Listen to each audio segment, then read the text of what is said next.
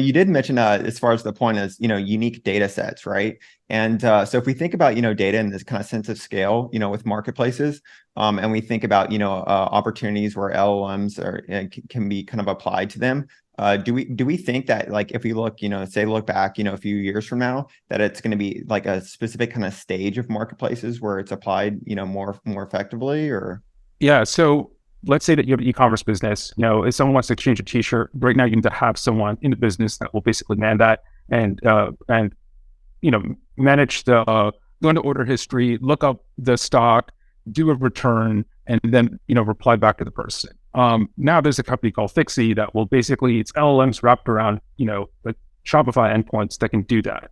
So what that means is that if you're trying to solve a cold start problem, like you can create some scale and automation for yourself that let's say your peers or predecessors didn't have, which just allows you to move faster. So that's how I would think about LLMs for that stage of company. For a massive scale, I think at that point, it's going to be much more about like, how do you create, like Curator is a great example where they're post Series C, they have a lot of money in the bank. It's all about, we have these unique data sets. How do we leverage those and create, and be the go-to place? Like, how do we make the flywheel spin faster and conquer more categories using the LLMs where maybe in the future our business becomes a pure play AI business just based off of the fact that we've collated the collective crystallized intelligence of all the agents right now, right?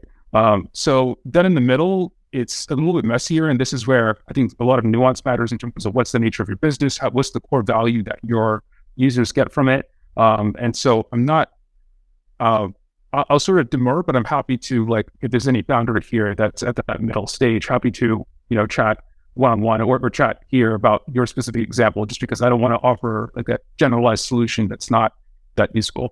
So we did cover, stages, right? And so the kind of the cold start problem, and then later some sense of kind of scale. So what about marketplace types, right? So like products and goods versus say services or kind of spaces.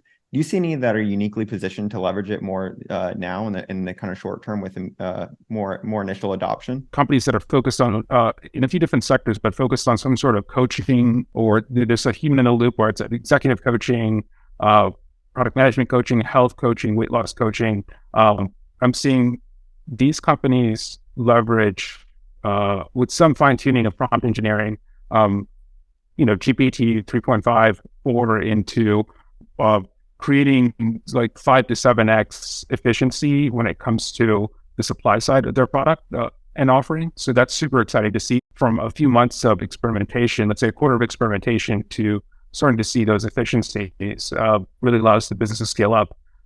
So that's exciting from a service perspective.